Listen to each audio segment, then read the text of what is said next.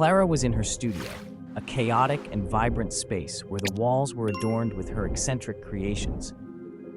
The smell of fresh paint and solvent filled the air as the afternoon sun filtered through the windows with white linen curtains, casting a soft glow on the canvases.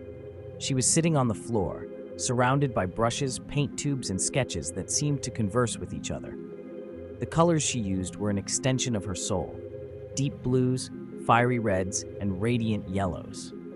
Yet behind this explosion of creativity, Clara felt the pressure of the outside world, a place that often didn't accept her. "Why can't I just be normal?"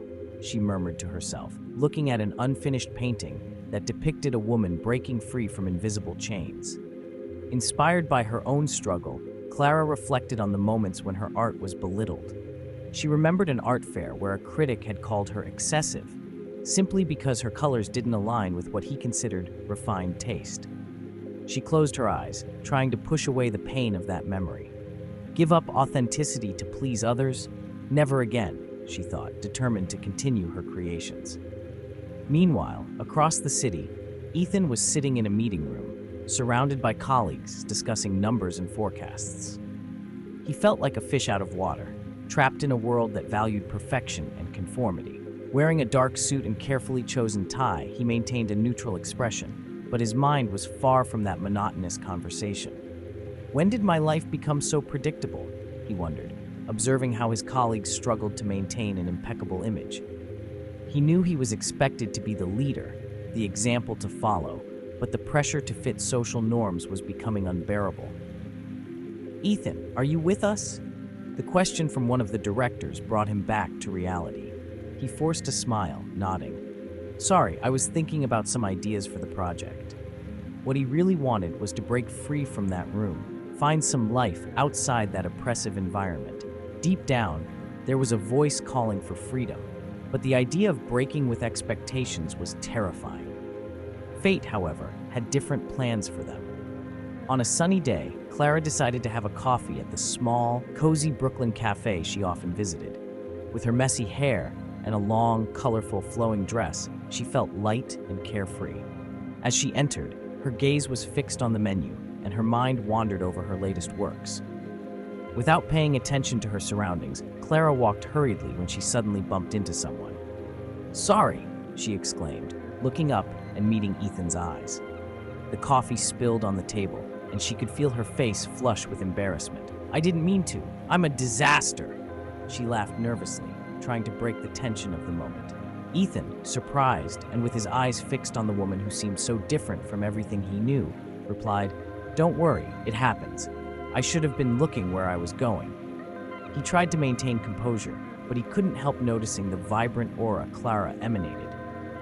"I think this is the first time someone spilled my coffee," he added with a slight smile, wiping the table with a napkin. "So, are you a regular?" Clara joked, winking at him. "If so, I promise I won't do it again. My name's Clara, by the way. And you are?" "Ethan," he replied, curiosity growing inside him. What was that strange feeling that enveloped him as he talked to her? "Nice to meet you, Clara." At that moment, something changed. The connection between them was palpable, as if time had slowed down. Clara, still smiling, felt a wave of curiosity and an urge to open up, while Ethan, on the other hand, found himself intrigued by her spontaneity. The world around them disappeared, and the tension in the air carried promises of something new and unexpected. Clara, still with a surprised look and an embarrassed expression, turned to Ethan, who was vainly trying to clean the coffee stain on his white shirt. Sorry, I'm a walking disaster," she gestured dramatically, as if in the middle of a play. Who would have thought an artist could be so clumsy? I believe art should be made with a bit of chaos, don't you think? Ethan, who was still trying to regain his composure, couldn't help but smile at Clara's spontaneity. "Well, I'm not exactly an artist, but I can say this is a kind of performance I've never seen before," he replied, trying to hide the amusement in his voice. "A true spectacle, the great executive Ethan, attacked by a cup of coffee." Clara let out a light laugh, her vibrant energy filling the space around her. "If you need a new shirt, I can make a donation. I have some very colorful paints in the studio. We can turn this tragedy into art." Ethan raised an eyebrow, intrigued.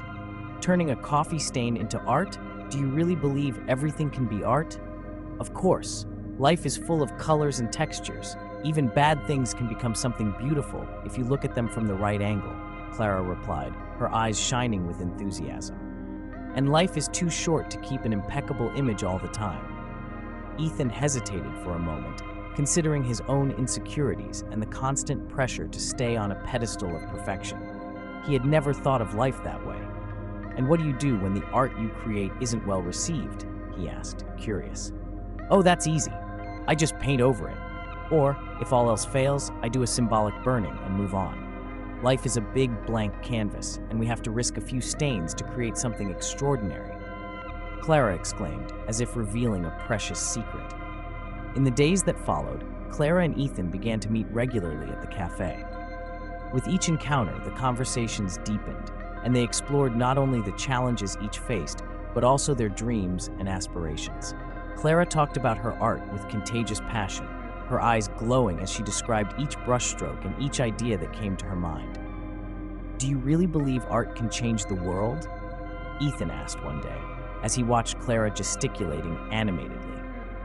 I mean, wouldn't it be more effective to change things practically? Ethan, art is a form of expression. It provokes emotions, makes people reflect.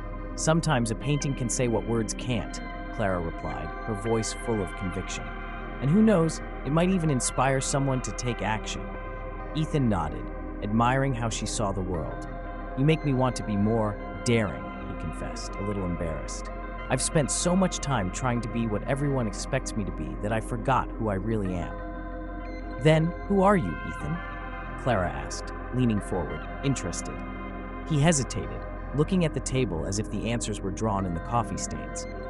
I'm an executive, a son, a friend. But I'm never just that. There's always this pressure to be perfect, not to show weaknesses. Clara smiled, her eyes glowing with understanding. No one is perfect. And if you ask me, imperfections are what make people interesting. You should allow yourself to be vulnerable. At that moment, Jake, a friend of Ethan who often went to the cafe, entered and soon noticed the interaction between the two. He frowned, concerned. Ethan, are you getting involved with Clara? He discreetly pointed to the artist, who was distracted, laughing at a joke she had told. Yes, why? Ethan replied, a bit defensive. It's just that she's very different from you. Are you sure this is a good idea? Jake questioned, his tone serious. Different? Different is good, Jake. You don't understand how much she makes me feel free, Ethan replied, feeling a mixture of frustration and determination. Jake sighed, realizing that Ethan was getting carried away by the new connection. Just be careful, man. Sometimes, differences can become more complicated than you imagine. Ethan looked at Jake, his thoughts divided between his friend's concern and the new energy Clara brought to his life. He knew he was venturing into unknown territory, but the prospect of exploring this new world with Clara by his side was tempting. Don't worry, Jake. I'm ready to take the risk. Clara nervously watched her art exhibition, the gallery walls displaying her works as if they were windows to her soul. The soft lighting and ambient music created an intimate atmosphere, but her heart was pounding, almost deafening. It was the first time she had allowed herself to be so vulnerable in public, and the pressure to please both herself and others made her uneasy. The smell of paint and the slight breeze entering through the window reminded her of the studio where it all began. But now she was in front of critics and onlookers, and the anxiety was palpable. Ethan, on the other hand, felt completely out of place. He was used to formal environments, surrounded by well-dressed people and rehearsed conversations. Wearing a suit that made him look impeccable but couldn't hide his discomfort, he watched Clara from across the room. Her eyes shone with an intensity he had never seen before, and he was drawn not only to her beauty, but to the passion she exuded. He approached, a nervous smile on his lips.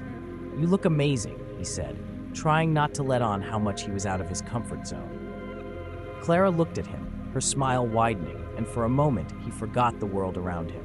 "Thank you, Ethan," Clara replied, her enthusiasm evident. "It's all very new for me. I'm not sure if people will understand my art." "You need to be yourself, Clara. Art is an extension of who you are," he assured her, feeling bolder. Her confidence inspired him to explore a side he had kept locked up for so long. As they talked, critics and guests began to approach. Clara found herself surrounded by admirers, and at the same time by figures from her past who had belittled her. An old teacher, known for her critical eye and cutting words, emerged like a ghost from a life Clara thought she had left behind. The memories of disdain and insecurity began to resurface. "Look who's here," the teacher said, her sarcastic tone hanging in the air. "The artist who thinks she's innovative. Let's see if you really have something to offer, or if this is just a delusion." Clara felt her blood boil, but before she could respond, Ethan stepped between her and the woman. "Sorry, but that's not what we're here to discuss. Her works speak for themselves," he said, his voice firm.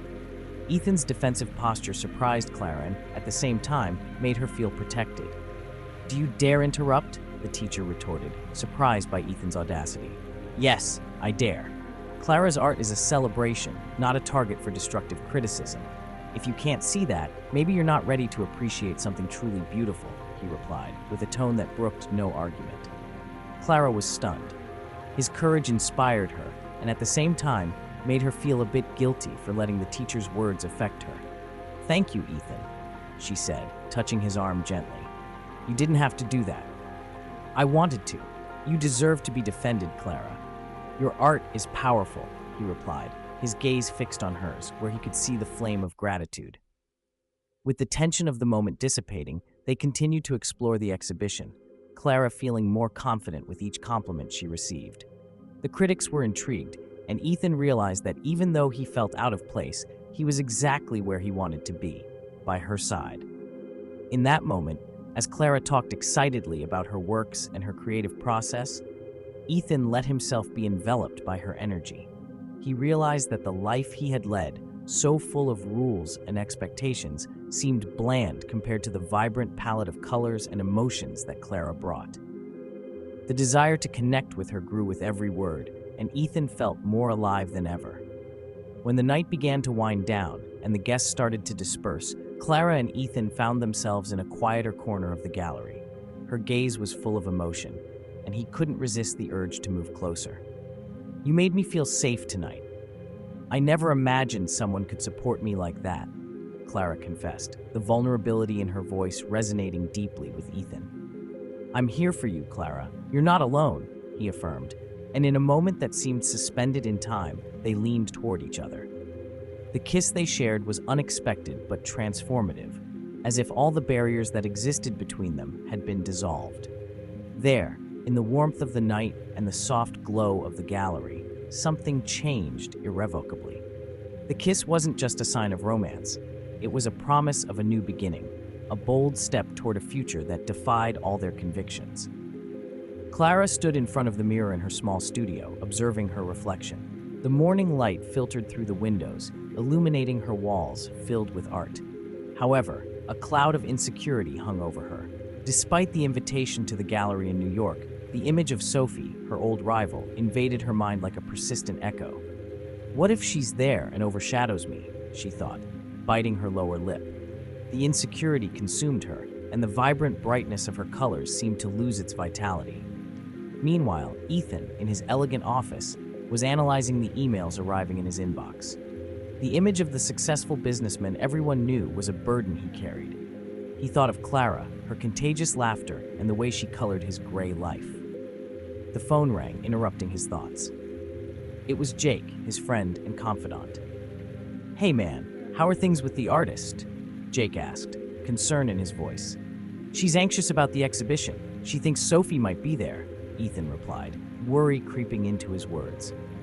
"You know that could be complicated. Sophie isn't exactly the friendliest person," Jake said, aware of the rivalry between the two. "You need to make sure Clara doesn't let herself get shaken by it."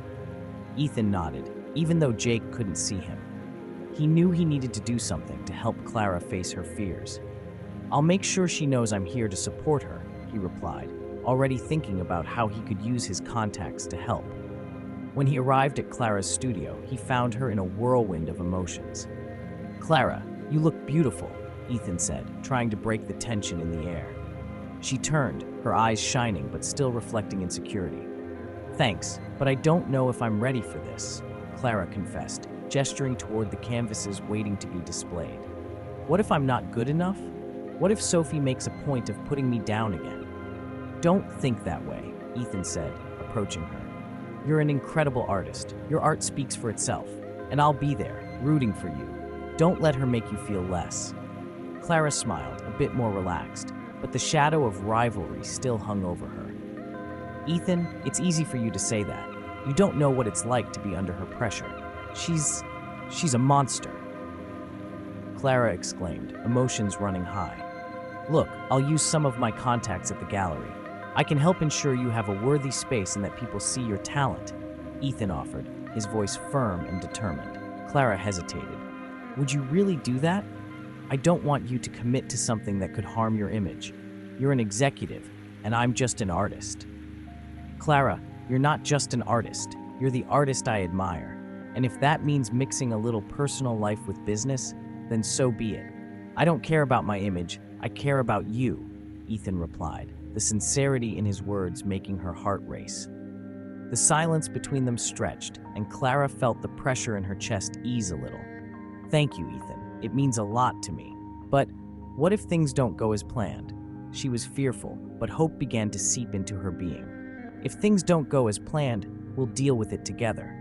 What matters is that you stay true to yourself, he said, holding her hands firmly. And I'll be by your side, always. His words comforted her, but the shadow of Sophie was still present in her mind. You promised you'd be there, right? Clara asked, the vulnerability in her voice. I promise, Ethan affirmed, looking into her eyes with intensity. Nothing will keep me away from you. Meanwhile, in the back of his mind, Ethan wondered if he was making the right choice. Mixing the two worlds could be more complicated than he imagined, but the determination to support Clara was stronger than any doubt. The future was becoming uncertain, but he was willing to face any obstacle as long as he was by her side. As the days passed, Clara and Ethan prepared for the event, both carrying their own insecurities and hopes. The love that was beginning to bloom between them was fertile ground, but the seeds of rivalry and the past were still buried, ready to emerge at any moment. Clara sat in a corner of the cafe, her eyes fixed on the coffee mug she held in her hands. The aroma of roasted beans mixed with the light melody of the piano in the background, but nothing seemed capable of warming the void that had settled in her chest after the argument with Ethan. She couldn't understand how everything had come to this point. What was once a dance of laughter and knowing glances had now turned into a battlefield of sharp words and heavy silences. Ethan, on the other hand, paced back and forth in his apartment, frustration pulsing through his veins. He wanted to understand Clara, wanted her to see beyond the conventions that surrounded him. But there was something in his essence, something that prevented him from shedding his social armor. He stopped, looking out the window at the city that stretched out before him. The flashing lights of Brooklyn seemed to mock his inability to fully connect with Clara. What did he really want? To be accepted, to be loved, or just to be who he really was, without the masks? After a few days without seeing each other, Clara decided she needed space. The studio was filled with blank canvases, and each one seemed to reflect her emotional state. Nothing is created, everything is transformed, she murmured to herself, remembering the words of an old teacher. But the transformation she desired was not just artistic, it was an internal search for clarity. She picked up a brush and began working on a new canvas, allowing the colors to flow freely as her soul wished. Meanwhile, Ethan allowed himself to dive into his own thoughts. He couldn't stop thinking about Clara's words during the fight. "You don't understand who I am," she had shouted, the pain in her voice echoing in his mind. He wanted to understand. He wanted to be the man she deserved, but he didn't know how. With a heavy sigh, he began making notes in a notebook, planning changes that could bring them closer together again. Time passed, and the distance seemed to grow with each passing day. Clara, on a rainy afternoon, received an anonymous letter. The handwriting was careful, but the words hit her like a punch in the stomach. Revelations about Ethan's past, secrets she had never imagined existed, flooded her mind. How could he hide this from me, she thought, the trust she had built beginning to crumble. It was as if the vibrant colors of her life were being drained, leaving only an oppressive gray. Determined to seek the truth, Clara decided to confront Ethan. It wasn't just about the secrets the letter revealed, but what it meant for them. When they finally met in a small park, the tension was palpable. The air was heavy with unspoken questions. "Ethan," Clara began, her voice trembling, "I received a letter. It talks about you, about things that I didn't know." He froze, his eyes widening in shock. "Clara, I can explain," he said, his voice tense. "There were reasons I didn't talk about this." "Reasons? Don't you think I deserve to know? Don't you think trust is fundamental in a relationship?"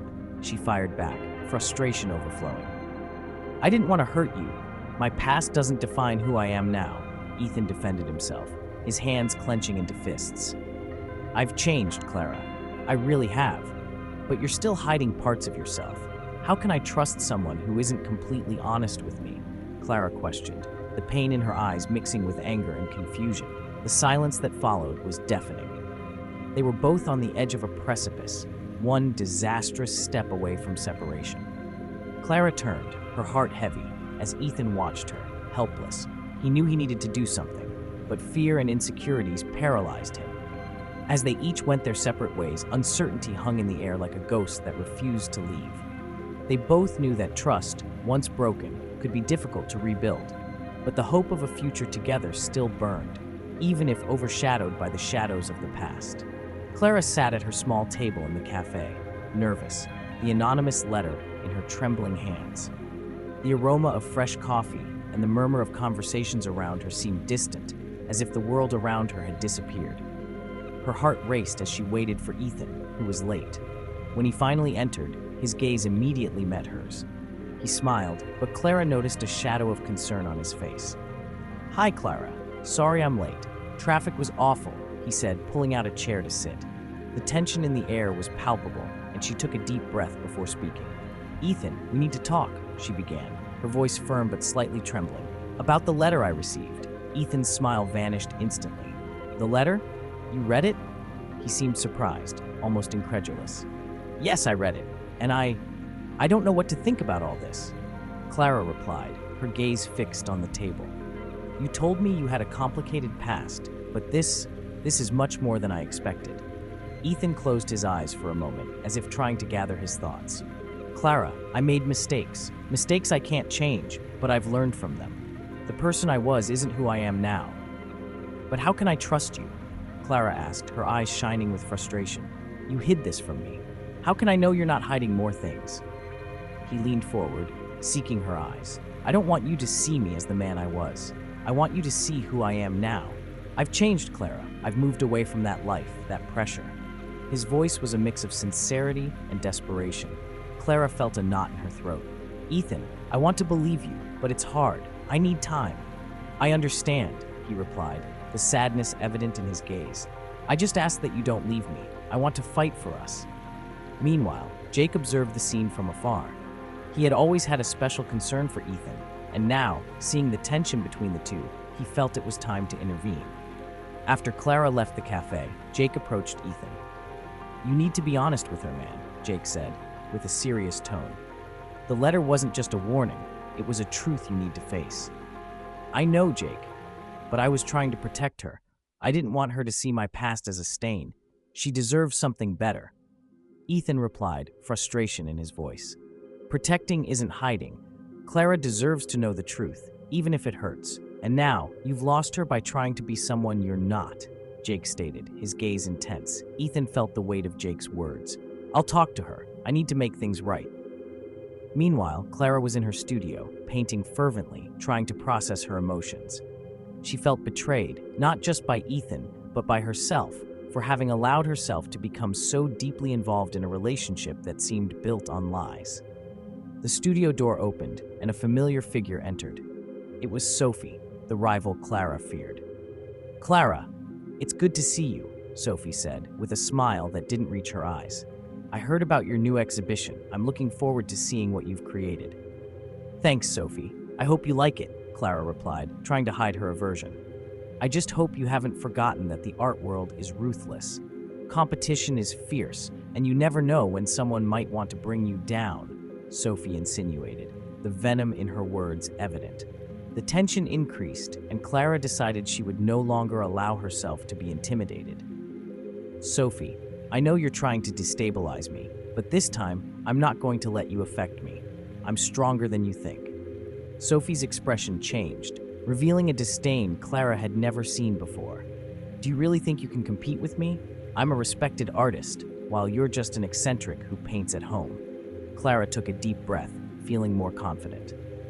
Respect is earned, Sophie, and I'm not going to let your words shake me. This exhibition will be a success, and you can count on that. As the two exchanged barbs, Ethan entered the studio, determined to reconcile with Clara.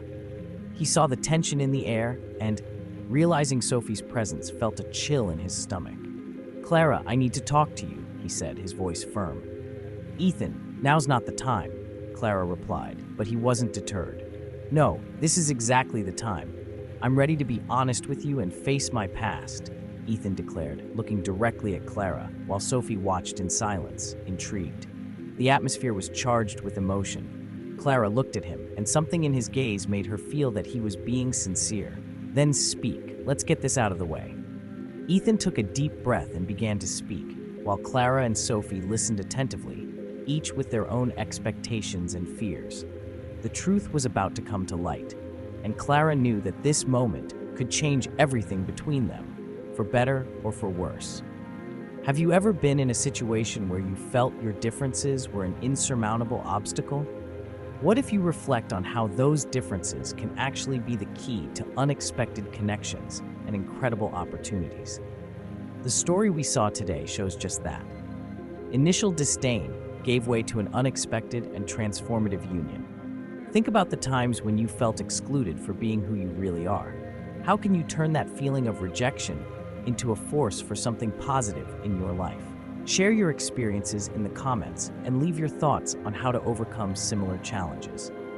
Take advantage and click on the video appearing on your screen now.